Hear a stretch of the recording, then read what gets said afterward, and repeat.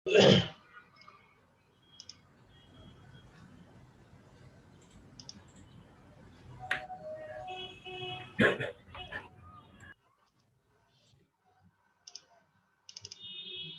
পাচ্ছ? Yes, sir. Okay, let's start. Today we are going to start our last lecture on atomic structure. This is the last lecture, lecture number 5. Okay, so last class we discussed about the orbit and orbital, definition of orbit, orbital, shapes of orbit and orbitals, and so on. So today we are going to start the another topic, difference in between orbit and orbital.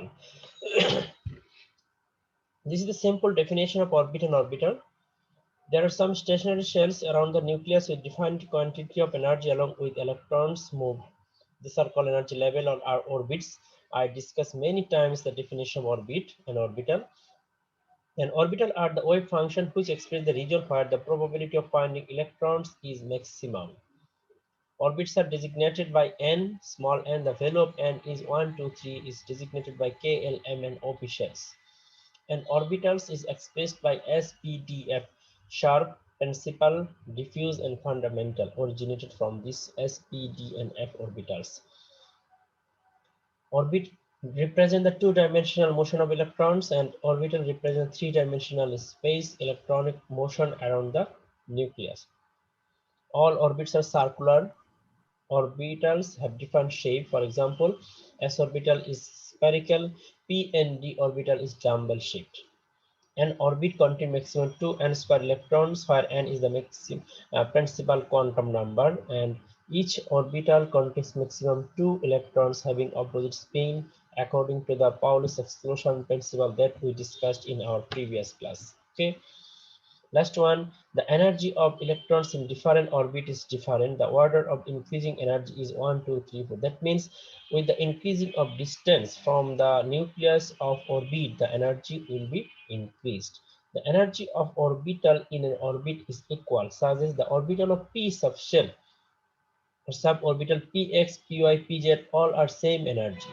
And in the case of d orbital, dxy, dyz, dzx, and dx square, y square, dz square, all 5 d orbitals are same energy, and this is called degenerate orbitals.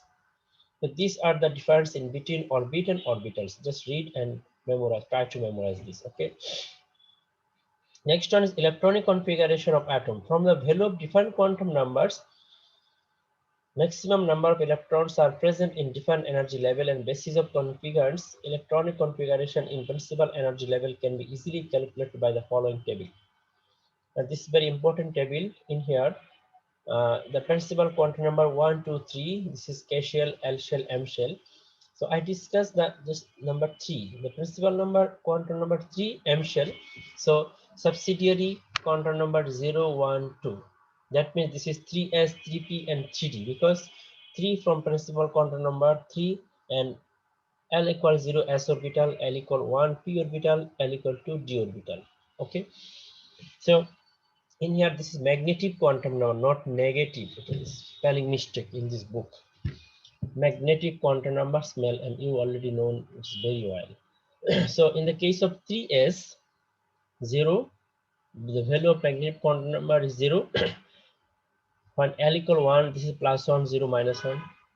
When L equal 2, plus 2, plus 1, 0, minus 1, minus 2. You already know this. And number of orbitals 1, 3, and 5. And this is the spin quantum number 2, 3 into 2, 6, 5 into 2, 10. And maximum number of electrons in here 18. So the electronic configuration is 3s2, 3p6, and 3d10. Spelling mistake another. In here, principal quantum number is 3. That's why this is 3s2, 3p2, 6, and 3d10. Maximum electron in s, p, and d orbital. So এই table থেকে তোমাদের প্রশ্ন আসতে পারে বিভিন্ন ভাবে, যে for the principal quantum number 3, please write the subsidiary quantum number and notation of subshell, magnetic quantum number, number of orbitals, or spin quantum number, or maximum electrons, and finally the electronic configuration. For the principal number 2, the electronic configuration 2s2, 2p6, but in case of 3, this is 3s2, 3p6, and 3d10. এখান থেকে ছোট প্রশ্ন আসতে পারে, আমি বলে দিলাম কি টাইপের প্রশ্ন আসবে, বাকিটা হচ্ছে তোমাদের প্রথম কিভাবে মনে রাখবা সরি, আর কিভাবে তোমরা আনসার করতে পারবা একটু চিন্তা করবা জাস্ট, ঠিক আছে? এখান থেকে বিভিন্ন টাইপের কোশ্চেন আসতে পারে কুইজে এবং ফাইনাল পরীক্ষা। So last class we discussed the Pauli's exclusion principle. Now today we are going to start the another two rules in the electronic configuration of atom, Hund's rule and Aufbau principle. Okay, first one is Hund's rule. Hund's rule states that when more than one orbital with equal energy, for example px, py, pz, all are equal energy, dxy, dyz, zx square, dx square, all 5d orbitals are same energy are available, then the electrons will first occupy this orbital separately with parallel or same spin. অর্থাৎ যদি অনেকগুলো same এনার্জির orbital থাকে তাহলে first electron goes to the orbital separately with parallel spin, একমুখী স্পিনে। Then the pairing of electron with opposite spin will start only after all the orbital of a given energy level are singly occupied. অর্থাৎ প্রত্যেকটা orbital single fill up হওয়ার পর another electron আসবে তাকে pair up করার জন্য। যেমন for example px, py, pz, explanation হচ্ছে two electrons with parallel spin they tend to be as far apart as possible in order to minimize the electrostatic repulsion. Therefore, the electrons prepare to occupy the orbital singly as far as possible. When all the orbital get singly occupied, যখন সবগুলো orbital একটা একটা করে electron আসবে, then another electron, incoming electron, will pair up with the other electron. এবং এইসব ক্ষেত্রে S1, S2, P3, P6, D5, D10, F7, F14. That means half fill and full fill orbital are more stable. So, stable configuration. For example, in the electronic configuration of nitrogen atom, the correct way of filling 3 electrons in 2p orbital is that in which each orbital px, py, pz is singly occupied. তাহলে প্রথমে দেখো 7টা electron আছে এখানে, 1s2 তে দুটো, 2s2 দুটো, 4টা চলে গেল, 3টা থাকবে। এই 3টা কি হবে, একটা একটা করে px, py, pz fill up হবে। এখন যদি এখানে 8 হতো তাহলে আরেকটা ইলেকট্রন আসতো pxc, যদি 9টা ইলেকট্রন হতো তাহলে আসতো py আরেকটা, আর 10টা ইলেকট্রন হলে আসতো pz। তারপর সবগুলো হচ্ছে পেয়ার্ড আপ হয়ে যেত। এখানে দেখো অক্সিজেনের ইলেকট্রনিক কনফিগারেশন লেখা আছে। যেমন নাইট্রোজেনের ক্ষেত্রে যদি আমরা লিখি 1s2, 2s2, 2p2, 2py, 2pz, 0 is not possible because এটা 0 থাকা যাবে না। প্রথমে একটা একটা করে ইলেকট্রন ফিল আপ হবে একমুখী স্পিনে, দেন যদি অ্যাভেলেবিলিটি অফ ইলেকট্রন থাকে দেন আরেকটা ইলেকট্রন আসবে opposite স্পিনে। Now, Aufbau principle. Electrons goes to different orbital according to their increasing energy. Electrons first go to the orbital of lower energy, then systematically to the orbital of higher energy. It is known Aufbau principle. অর্থাৎ যখন same দুটো orbital থাকে তাহলে electron প্রথমে যাবে হচ্ছে lower energy, দেন যাবে higher energy level, ঠিক আছে? এখন the orbital which has lower value of n plus l, যখন আমি n plus l এর ভ্যালুটা লোয়ার হবে দিস ইজ লোয়ার এনার্জি, আর n plus l এর ভ্যালু যদি হায়ার এনার্জি হয় তাহলে সেটা হায়ার এনার্জি। ফর এক্সাম্পল তুমি একটা অরবিটাল কনসিডার করো 4s, 4s এর ক্ষেত্রে n equal 4, principal quantum number equal 4 and the value of l equal 0, আমরা জানি s এর জন্য l equal 0, তাহলে n plus l equal 4. in the case of 3d, 3d জন্য n equal 3 আর d অরবিটালের জন্য l equal 2, তাহলে n plus l equal 5, তাহলে 3s, 4s এবং 3d এই দুটোর মধ্যে ইলেকট্রন প্রথম কোথায় যাবে বলো, কোনটায় যাবে প্রথমে? কথা বলে 4s, কারণ কি? কারণ কি 4s এর শক্তি n কম, plus l এর মান কম। n plus l এর মান যদি কম হয় this is lower energy level, and according to Aufbau principle electron first goes to the lower energy level. And how to determine this is lower or this is higher? This is the way to determine the lower or higher energy level. Okay, এখন যদি n plus l এর value equal হয়ে যায় তাহলে কিভাবে হবে, যেমন দেখো in the case of 3d and 4p, n plus n এর মান কম যেটা ওইটাতে সেটা হবে lower energy level, ঠিক আছে? এই হচ্ছে আমাদের Aufbau principle। এখান থেকে ছোট প্রশ্ন আসতে পারে যে একটা ইলেকট্রনিক কনফিগারেশন আমি লিখে লাস্ট যে ইলেকট্রনটা সেটা আমি দিলাম না, দিয়ে বলবো যে the last electrons will go to 4p or 4s, explain it, কোথায় যাবে লাস্ট ইলেকট্রনটা? দুটো অরবিটাল দিয়ে বললাম, তো তুমি লিখবা, লিখে আফবাও প্রিন্সিপাল অনুসারে এই জিনিসটা লিখে তোমাকে ব্যাখ্যা করতে হবে, ঠিক আছে? এটা হচ্ছে অন্য একটা বইয়ের একটা কাট কপি, কারণ তোমাদের যে বইয়ের রেফারেন্স দিয়েছি সেটার পাশে এটা একটা বড় আমেরিকান রাইটারের বই, ভালো বই। তো আমি এই জিনিসগুলো কোয়ান্টাম নাম্বার সম্পর্কে এখানে ডিটেইলস আরো সুন্দর করে আছে, এটা সবটা পড়বা। এখানে কিছু ডেফিনেশন আছে। Atomic orbital, a wave function of an electron in an atom is called atomic orbital. An atomic orbital is pictured quantitatively by describing the region of space where there is high probability of finding electrons. এটা আমরা আগে পড়েছি, এটা অন্যভাবে একটু লেখা আছে। এখানে কোয়ান্টাম নাম্বার থেকে প্রিন্সিপাল কোয়ান্টাম নাম্বার এই ভ্যালুগুলো সব দেওয়া আছে, কি কি, কে, এল, এম, এন, ও। আর দুই নাম্বারটাকে আমরা তিনটা নাম দিতে পারি, একটা হচ্ছে angular momentum quantum number, azimuthal quantum number, or subsidiary quantum number. তিনটা নামই হয়। এটা ভ্যালু হচ্ছে 0 থেকে n-1।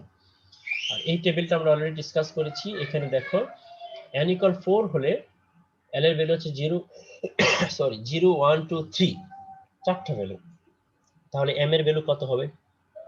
0 -1 -0 +1 এইভাবে ভ্যালু হয়ে এখানে সাবসেল নোটেশন কি হবে? 4s 4p 4d 4m। এবং electron number of orbitals in subshell, এই সাবশেলের মধ্যে কয়টা অরবিটাল আছে?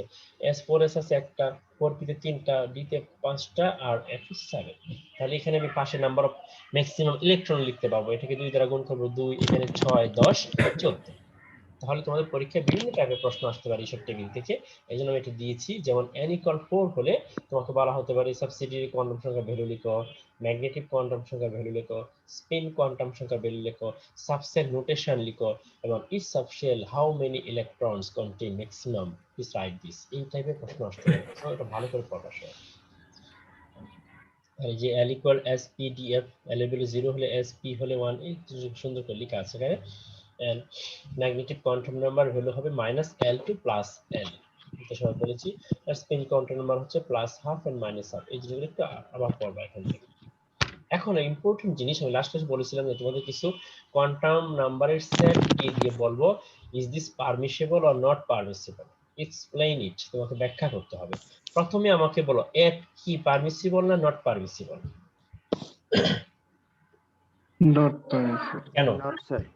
Sir, একটা L বলো। equals to -1 হলে 0 হবে। n equal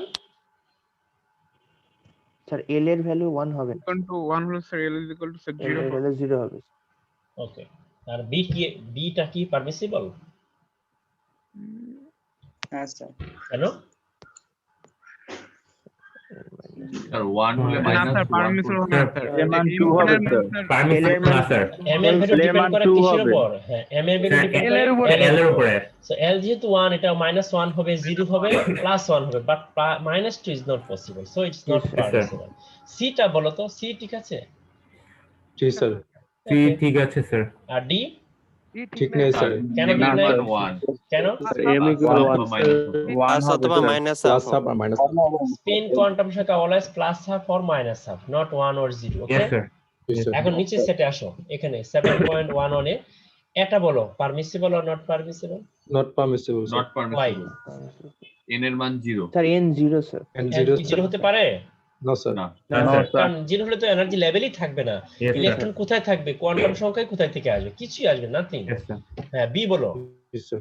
বিটা Possible না স্যার। b l এর মান সর্বোচ্চ 1 L এর মান স্যার স্যার L এর মান স্যার 1 1 হতে পারে। ইয়েস, ওকে। আর সি? স্যার এম এর মান 3 হতে স্যার পারে। M এর মানটা 3 হতে পারবে না। হবে না m স্যার। 3 হতে পারবে না, কারণ l যেহেতু 2 আছে, তাই না? Yes, sir. 2 m এর ভ্যালু কি হবে তাহলে বলো তো? Sir -2 -1 -1 0 1 2 0 good. -2 -1 0 +1 +2, ঠিক আছে? Yes sir. ওকে, তিনটা হবে আর কি। দেখি প্লাস দিয়ে আগে +2 +1 এইভাবে আসে ওটা কোনটা কথা বলছো? স্যার। M এর ভ্যালু m এর ভ্যালু এখানে তো, হ্যাঁ, প্লাস মাইনাস, তুমি প্লাসটা আগে লিখবা, সমস্যা নেই। +1 0 Yes, sir. -1, +2 +1 0 -1 -2, ঠিক আছে? আর ডিটা স্যার না পসিবল না স্যার। হবে না। possible না কেন স্যার। হবে না? স্যার Zero M এম এর মান 0 হতে স্যার পারে না। হয় না। s কোনোদিন 0 বা 1 হতে পারে, অলওয়েজ প্লাস হবে মাইনাস। Plus, এই যে দেখো minus এখানে 8টা সেট আছে, এই টাইপের আমি আর বিভিন্ন ভাবে চেঞ্জ করে লিখে দিতে পারি, লিখে দিয়ে বলবো যে which set is permissible and which set is not permissible, explain your answer. তখন তুমি প্রত্যেকটা ধরে ধরে সুন্দর করে ব্যাখ্যা করবা যে এই ভ্যালুটা ইজ নট পসিবল। কেন পসিবল না সেটা তোমাকে সূত্র দিয়ে বলতে হবে যে এল এর ভ্যালু ডিপেন্ড, এল এর ভ্যালু হচ্ছে 0 থেকে শুরু করে n-1, আর m এর ভ্যালু হচ্ছে -l to +l to -l। এই জিনিসগুলোর মধ্যে পড়ে না, তাই ইটস নট পার্টিসিপল। এই জিনিসগুলো ভালো করে পড়ো, ঠিক আছে? এরপর হচ্ছে নতুন একটা জিনিস আছে আমাদের, wave mechanics concept of atomic structure and origin of quantum number. The main objections of both theory came from two newly developed important principle. Bohr অ্যাটমের দুইটা মেইন ছিল, অবজেকশন ছিল, যেটা আসলে পরে ডি ব্রগলি এবং হাইজেনবার্গ এই দুজন ব্যাখ্যা করেছেন। প্রথমটা হচ্ছে wave nature of material object. Einstein had suggested that light could behave as a wave as like particle. মানে আলো যে লাইট যেটা সেটা ওয়েভ হিসাবেও কাজ করে, আবার পার্টিকেল হিসেবেও সে বিহেভ দেখাতে পারে। It has dual character. In 1924, de Broglie suggested that all material objects and therefore electrons have dual character. They behave as a particle as well as wave. তাহলে de Broglie suggest করলেন কি যে all material object মানে electron, proton, এই যে অবজেক্টগুলো microscopic particles গুলো আছে তাদের ডুয়াল ক্যারেক্টার আছে। That means they can behave as a particle as well as wave. This means that an electron which has been regarded as a particle also behave as a like a wave. তোমরা বুঝতে পারছো ওয়েভটা কি? তরঙ্গ। আর particle তো একটা অস্তিত্ব, particle. According to de Broglie, the wavelength W associated with a particle of mass and moving with velocity b is given by lambda equal h by mv. এটা হচ্ছে আমাদের de Broglie equation, ঠিক আছে? তাহলে এটা কিভাবে আসলে দেখো, where n is h is Planck's universal constant. This equation is known as de Broglie equation. In 1905, Einstein introduced his well-known very revolutionary equation E equal mc square, where E is the energy, m is the mass of matter, c is the velocity of light.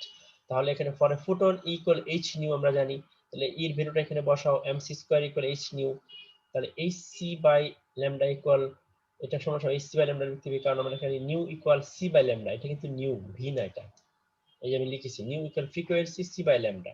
তাহলে আমরা finally লিখতে পারি lambda equal h by mc। এই পর্যন্ত আসলেই হবে তোমাদের। যদি আসে যে ডি ব্রগলি ইকুয়েশন লিখো অথবা ডি ব্রগলি ইকুয়েশন ডিডিউস করো, এই ফিগারটা এই যেটা একবার দেখো, এই যে ওয়েভ তরঙ্গ এটা হচ্ছে ওয়েভ ক্যারেক্টার, আর ইলেকট্রন যখন এখানে কোন একটা পজিশনে থাকে then it is like particle and wave character of electron, ঠিক আছে? নাম্বার 2 হচ্ছে uncertainty principle of Heisenberg uncertainty principle। সেটা কি দেখো, so far we have been stated that anything can be specified to any desired degree of accuracy, এগুলো আমাদের বলার দরকার নেই, আমরা এখান থেকে বলবো। Heisenberg in 1927 point out that it is not possible to measure simultaneously both the position and momentum or velocity of a microscopic particle with absolute accuracy. দেখো তো এটার মিনিং বুঝো কিনা, কি বলছে বলো তো? যে মাইক্রোস্কোপিক পার্টিকেল গুলো আছে ইলেকট্রন, এদের একসাথে সিমালটেনিয়াসলি পজিশন এবং মোমেন্টাম নির্ণয় করা অ্যাবসোলিউট অ্যাকুরেসিতে নির্ণয় করা সম্ভব না। Mathematically, this law may be expressed as del x into del p greater than or equal h by 4 pi, where del x is uncertainty in position or del p হচ্ছে uncertainty in momentum. তাহলে the constancy of the product of uncertainties means that the two are inversely related to each other. If the position of the particle is known with more accuracy, then there will be large uncertainty in momentum. On the other hand, if the momentum of the particle is measured with more accuracy, there will be large uncertainty in its position. তার মানে দেখো, তুমি এই যে দেখো electron এখানে move করছে, তুমি যদি পজিশনটা অ্যাকুরেটলি মেজার করতে পারো তাহলে তোমার মোমেন্টামটা নির্ণয় করা আনসার্টেনিটিতে চলে আসছে। কারণ মোমেন্টাম কখন হবে? যখন হয় electron is revolving around the nucleus, তখনই মোমেন্টাম হবে। আর মোমেন্টাম যদি নির্ণয় করো তখন তুমি পজিশনটা নির্ণয় করতে পারছো না, কারণ ইলেকট্রন তো মুভ করছে। আর যদি পজিশন নির্ণয় করো তাহলে তুমি মোমেন্টামটা নির্ণয় করতে পারছো না, কারণ পজিশন ফিক্সড থাকলে মোমেন্টাম আসছে না। That's the uncertainty principal. এটি এখানে বলা হচ্ছে, এটাকে আবার এখানে আমি হাতে লিখেছি, this is a relation that states that the products of the uncertainty in position and the uncertainty in momentum of a particle can be no smaller than Planck constant divided by 4 pi. এই দুটো multiply এটার চেয়ে ছোট হবে না, বড় হবে। এখন বলো তো এটার মিনিং বুঝতে পেরেছো কিনা? এই যে লাল কালি দিয়ে আন্ডারলাইন করা আছে, বলো সবাই দেখি।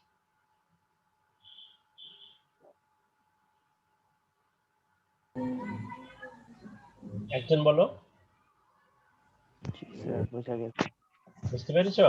জি স্যার। জি স্যার। কি বুঝতে পেরেছো বলো তো শুনি একজন। স্যার স্যার যে কোনো একই পার্টিকেলের একসাথে মোমেন্টাম আর আর বেগ velocity স্যার একসাথে যেহেতু নির্ণয় করা সম্ভব না। কেন জি স্যার, সম্ভব না যেহেতু বলো তো, এটা ফিগারটা দেখে বলো তো।